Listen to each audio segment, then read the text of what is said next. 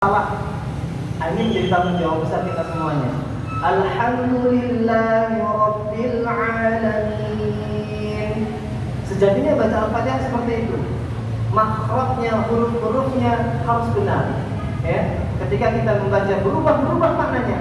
Alhamdulillahi Rabbil Alamin. Sama-sama bagus, enak didengar gitu. Tapi kesalahannya di mana, Pak? Coba. Nah, Masya Allah.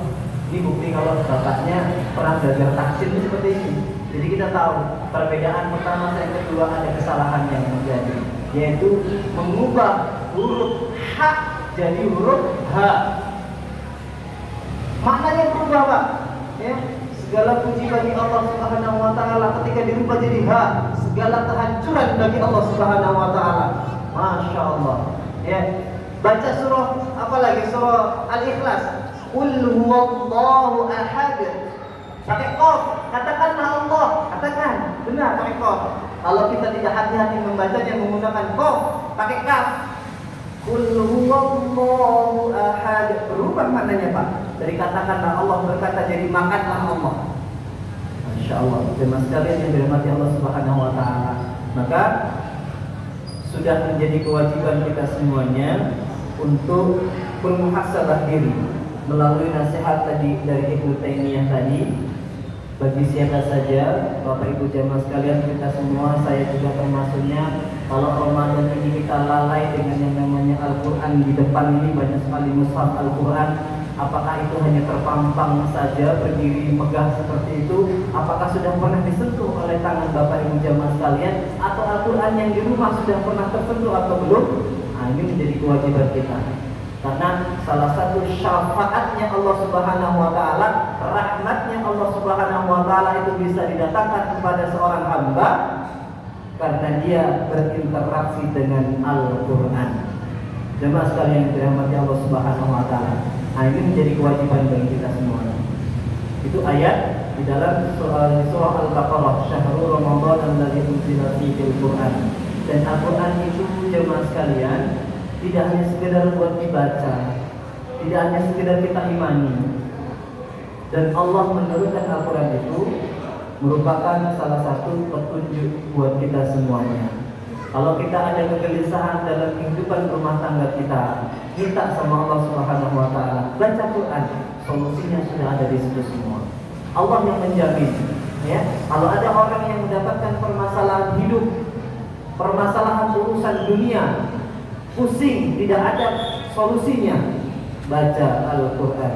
Karena Al-Quran sejatinya diturunkan oleh Allah sebagai petunjuk manusia. Hudal linnasi wa bayyinatin minal huda wal furqan. Dzalikal kitabul la raiba fihi hudal lil muttaqin. Petunjuk, Pak. Jadi kalau masih ada yang ragu, ya, dengan yang namanya Al-Quran, berarti butuh dipertanyakan lagi keimanannya. Apakah dia benar-benar beriman terhadap kitabnya Allah Subhanahu wa taala atau tidak? Maka kita harus bermuhasabah diri, mengintrospeksi diri di Ramadan ini. Maka jadikan Ramadan ini menjadi Ramadan yang terbaik. Ajari anak-anak kita untuk berinteraksi dengan Al-Quran. Insyaallah jemaah sekalian, dengan Al-Quran rahmat Allah akan selalu datang. Kan gitu. Bahkan ini ada pertanyaan menarik jemaah sekalian. Ada halaqah masyayikh, seorang syekh kemudian sedang menerima setoran bacaan dari seorang santrinya. Kemudian santrinya berkata kepada syekhnya, "Syekh, seberapa banyak saya harus membaca Al-Quran? Kenapa sih kita harus banyak-banyak baca Al-Quran?" Kata anak ini. Pertanyaan anak yang Masya Allah mungkin seumuran anak-anak mas-masnya ini, masih kecil, bertanya seperti itu kepada Syekh. Apa jawaban Syekhnya? Jawabannya luar biasa. Sebanyak-banyaknya, sebanyak masalah kehidupan yang engkau hadapi. Padahal anak itu masih kecil, tapi jawaban Syekh itu luar biasa. Sebanyak-banyaknya, ya, sebanyak-banyaknya engkau membaca Al-Quran sampai masalah-masalah kehidupanmu nantinya akan terselesaikan. Kalau kamu membaca Al-Quran sedikit, maka sedikit pula masalah kehidupanmu akan terselesaikan. Tapi kalau engkau membaca Al-Quran sebanyak-banyaknya, maka masalah kehidupanmu yang banyak itu akan terselesaikan pula dengan engkau banyak membaca Al-Quran. Masya Allah. Kira-kira benar atau salah statementnya itu? Ada yang masih ragu nggak dari jawaban Syekh tadi? Ya, tidak ada yang perlu diragukan jemaah sekalian. Itu kitabnya Allah. Allah turunkan sebagai petunjuk. Maka sudah menjadi sewajarnya, bahkan kita harus yakin bahwa masalah kita semua ada di situ. Semuanya sudah ada di dalamnya. Sudah diceritakan oleh Allah di dalam Al-Quran. Bahkan yang kita belum sampai otak kita untuk menelaah isi Al-Quran sudah diceritakan. Bahkan sampai ke surga saja sudah diceritakan. Neraka saja sudah disebutkan di dalam Al-Quran. Kita saja belum tahu bentuk surga seperti apa, neraka seperti apa. Hanya kita mendapatkan nasihat-nasihat dari seorang ulama bahwasanya ciri-ciri neraka seperti ini, surga seperti ini, penghuninya seperti ini, seperti ini. Nah, kita harus yakin. Maka momentum Ramadan ini dalam rangka kita meningkatkan ketakwaan kepada Allah Subhanahu wa taala, salah satu di antaranya dekatkan diri kita dengan Al-Quran. Banyak-banyak baca Al-Quran.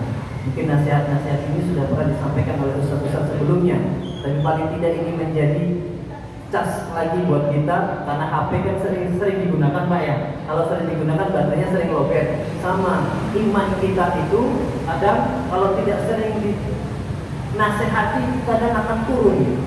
Al-iman yazidu wa yanqus itu kalau kita mungkin yazid mungkin di dalam pada keadaan puncak keimanan kita beriman setinggi-tingginya.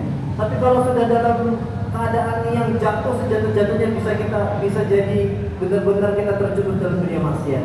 Nah, maka kita harus selalu mengingat kembali apa yang pernah disampaikan oleh ustaz kita, ulama-ulama kita, oleh nabi kita, ya, untuk mentas lagi kembali kita. Sudah azan ya? Oh sudah.